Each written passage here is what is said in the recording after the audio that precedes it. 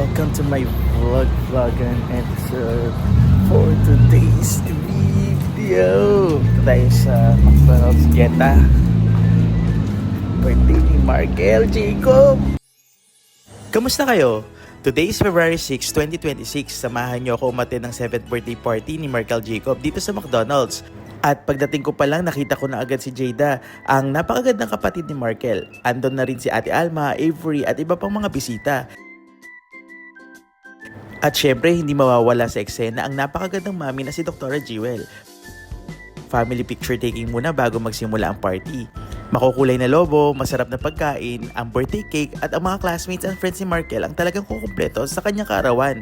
Advanced birthday celebration pala ito dahil February 7 talaga ang birthday niya at isa-celebrate nila ito sa LU. Kaya naman bago sila umalis bukas, may surprise breakfast birthday pa para kay Markel, kaya abangan nyo yan mamaya sa vlog na to.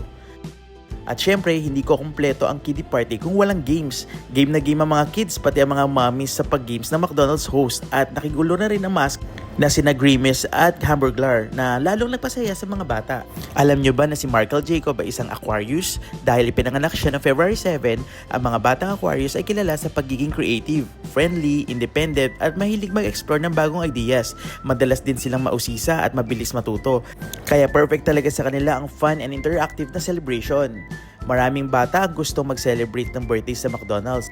Dahil bukod sa pagkain, may play place, mascots, games at party host na nagbibigay ng all-in-one experience. Para sa kids, para na rin itong mini theme park na may fries at fried chicken. Habang tuloy ang kainan at kasiyahan, birthday wishes pour in para kay Markel habang enjoy naman ng mga bata sa kanilang meals. Ang 7th birthday ay very special dahil ito ang edad na mas aware mga bata sa kanyang paligid.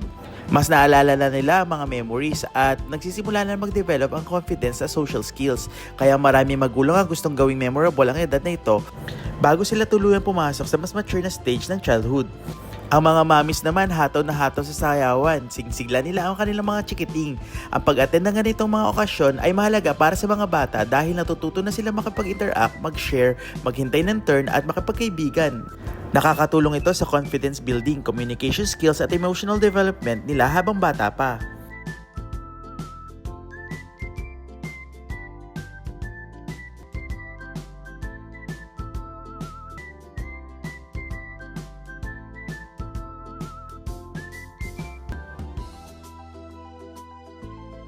After ng party nitong February 6, pumunta po ulit ako ng February 7 para sumama sa surprise birthday greeting sa bahay nila Markel. Ayan. Andon ang kanyang lola, lolo, tito at mga pinsan na maagang gumising para kantahan siya ng happy birthday at mag-blow ng cake sa mismong araw ng kanyang kaarawan.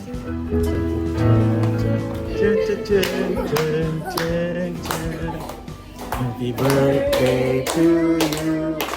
Happy birthday to you. Happy birthday, happy birthday. Thank you.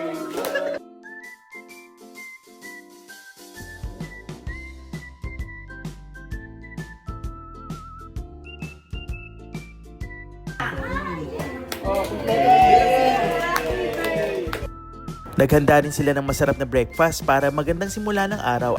At dumalo pa nga ilang staff ng clinic ni Doktora para makibahagi ng simple pero masayang selebrasyon. Ng talong schnitzel.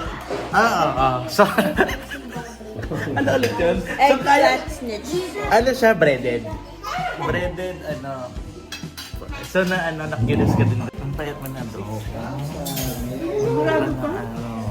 Ready? May eggplant o breaded eggplant. Wow, good morning! Wow! Isang weekend na punong-puno ng tawa, pagmamahal at masayang alaala. Happy 7th birthday, Markel Jacob!